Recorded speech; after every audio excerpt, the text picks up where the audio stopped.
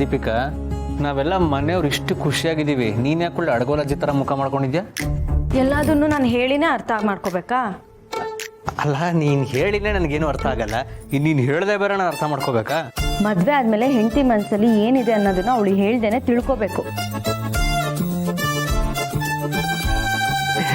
ಅಭಿ, ಹೆಂಡತಿಯರು ಯಾವಾಗ ಖುಷಿಯಾಗಿರ್ತಾರೆ, ಯಾವಾಗ ಸಿಟ್ಟಾಗ್ತಾರೆ, ಯಾವ ಕಾರಣಕ್ಕೆ ಮುನಿಸ್ಕೋತಾರೆ, ಇದನ್ನ ಇದುವರೆಗೂ ಯಾವ ಗಂಡಂದ್ರು ಅರ್ಥ ಮಾಡ್ಕೊಂಡಿಲ್ಲ. ಆದರೆ ಎಲ್ಲ ಗಂಡಂದ್ರು ಅರ್ಥ ಮಾಡ್ಕೋಬೇಕಾಗಿರೋದು ಏನು ಅಂದ್ರೆ, ತಮ್ಮ ತಪ್ಪು ಇರ್ಲಿ ಇಲ್ಲದೆ ಇರ್ಲಿ, ಹೆಂಡತಿಯರು ಮುನಿಸ್ಕೊಂಡಾಗ ಕ್ಷಮೆ ಕೇಳ್ಬಿಡ್ಬೇಕು. ಒಳ್ಳೆ ಟಿಪ್ಸ್ ಕೊಟ್ಟೆ ನೋಡೋಣ. ಹೆಂಡ್ತಿರು ಮುನಿಸ್ಕೊಂಡಾಗ ಸಮಾಧಾನ ಮಾಡೋದನ್ನ ಗಂಡಸರು ಕಲ್ತಿರ್ಬೇಕು. ಈಗ ನೋಡಿ ಚಿಕ್ಕಪ್ಪ, ನನ್ನ ಹೆಂಡತಿ ಕೋಪನ ಹೇಗೆ ಕರಗಿಸ್ತೀನಿ ಅಂತ.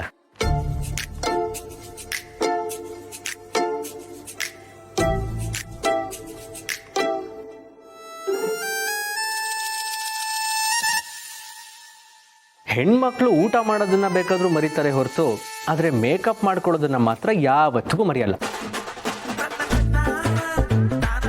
ಹೆಣ್ಮಕ್ಳಿಗೆ ಅಲಂಕಾರನೇ ಅಂದ, ಅದರಲ್ಲೂ ಈಗಿನ ಕಾಲದ ಹೆಣ್ಮಕ್ಳಿಗೆ ಮೇಕಪ್ ಮಾಡ್ಕೊಳ್ಳೋದು ಜನ್ಮಸಿದ್ಧ ಹಕ್ಕು. ಈ ನಿನ್ನ ಅಲಂಕಾರಕ್ಕೆ ನನ್ನಿಂದ ಏನಾದರೂ ಅಪಚಾರ ಆಗಿದ್ರೆ ಈ ನಿನ್ನ ಪ್ರೀತಿಯ ಗಂಡನ್ನ ಕ್ಷಮಿಸ್ಬಿಡು.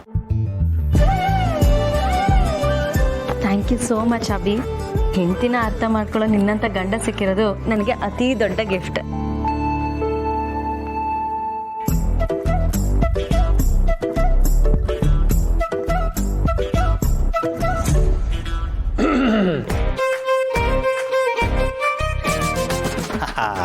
ಶಬಾಷ್ ಮಗನೇ, ಹೆಂಡತಿಯನ್ನ ಒಲಿಸ್ಕೊಳ್ಳೋ ಕಲೆನ ಕರಗತ ಮಾಡ್ಕೊಂಡಿದ್ಯಾ. ಇನ್ನು ನಿನ್ನ ಜೀವನ ಪಾವನ ಆಗತ್ತೆ.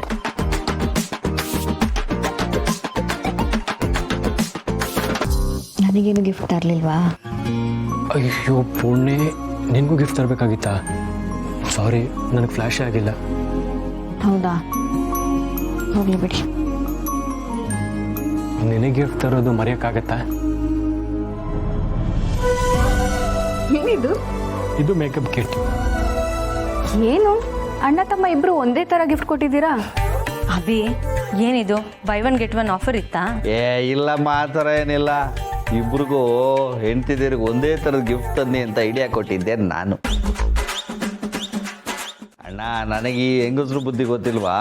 ಅವ್ರಿಗೆ ಏನೇ ಕೊಟ್ಟರು ಅದನ್ನ ಇನ್ನೊಬ್ರ ಜೊತೆ ಕಂಪೇರ್ ಮಾಡಿ ನೋಡ್ತಾರೆ. ತನಗೆ ಬಂಗಾರದ ಗೊಂಬೆ ಸಿಕ್ಕರು, ಇನ್ನೊಬ್ರು ಮಣ್ಣಿನ ಗೊಂಬೆ ಮೇಲೆ ಕಣ್ಣು.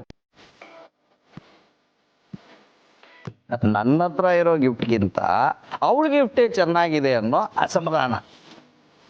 ಹೌದಪ್ಪ, ಅದಕ್ಕೆ ಚಿಕ್ಕಪ್ಪ ನಮ್ಮಿಬ್ಬರಿಗೂ ಒಂದೇ ಥರ ಗಿಫ್ಟ್ ತಗೊಳ್ಳಿ ಅಂತ ಹೇಳಿದ್ರು. ಅಲ್ಲ, ನಾವೇನ್ ಚಿಕ್ಕ ಮಕ್ಳ ಒಬ್ರಿಗೊಬ್ರು ಗಿಫ್ಟ್ ನೋಡ್ಕೊಂಡು ಕಿತ್ತಾಡಕ್ಕೆ? ಚಿಕ್ಕ ಮಕ್ಳನ್ನ ಹೇಗೋ ಸಂಭಾಳಿಸ್ಬೋದು, ಹೆಂಡತಿಯರನ್ನ ಸಂಭಾಳಿಸೋದಕ್ಕೆ ಆ ದೇವ್ರ ಕೈಲೂ ಆಗ್ತಿಲ್ಲ.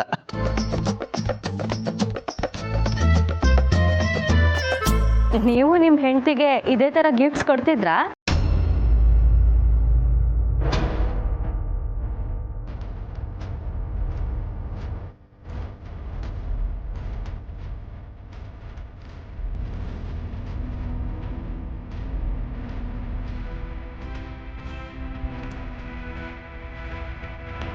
ದೀಪಿಕಾ, ಏನ್ ಮಾತಾಡ್ತಿದ್ಯಾ ನೀನು?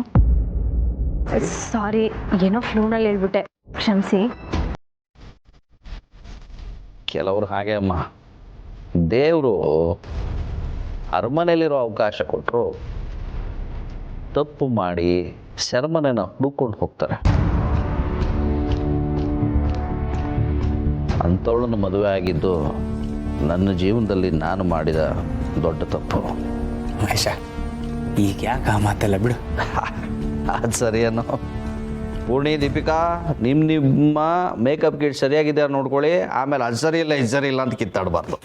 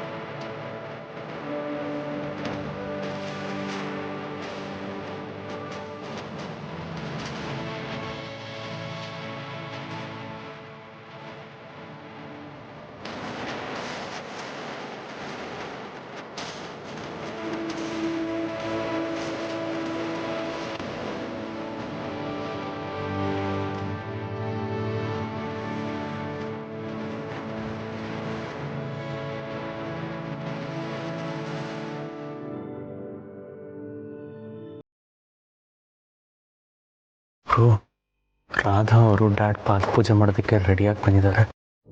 ಇದನ್ನ ಡ್ಯಾಡ್ ಏನಾದರೂ ನೋಡಿದ್ರೆ ಖಂಡಿತ ಸಹಿಸಲ್ಲ. ರಾಧಾ ಅವ್ರನ್ನ ಹೀಗೆ ನೋಡಿದ್ರೆ ನನಗೆ ಕೋಪ ಬರ್ತಿದೆ. ಅಮ್ಮನಿಗೇನಾದರೂ ಗೊತ್ತಾದ್ರೆ ಎಷ್ಟು ಅನ್ಕೋತಾರೋ ಏನೋ. ಅಪ್ಪ ಅಮ್ಮ ಇಲ್ಲಿಗೆ ಬಂದಿದ್ರೆ ರಾಧಾ ಅವ್ರನ್ನ ಹೀಗೆ ನೋಡಿದ್ರೆ ಬ್ರೋ, ಇನ್ನು ನಾನು ಸುಮ್ಮನೆ ಇರಲ್ಲ. ರಾಧಾ ಅವ್ರಿಗಿರೋ ಕಾಯಿಲೆ ಬಗ್ಗೆ ನಾನು ಇವಾಗಲೇ ಹೇಳ್ತೀನಿ. ಅವ್ರು ಮಾಡ್ತಿರೋದು ಸರಿ ಇಲ್ಲ ಅಂತ ಅರ್ಥ ಮಾಡಿಸ್ತೀನಿ.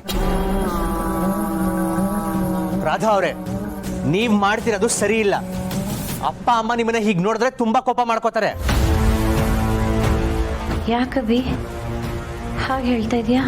ಯಾಕೆ ಅಂತ ಹೇಳೋ ಸಮಯ ಬಂದಿದೆ, ಹೇಳ್ತೀನಿ.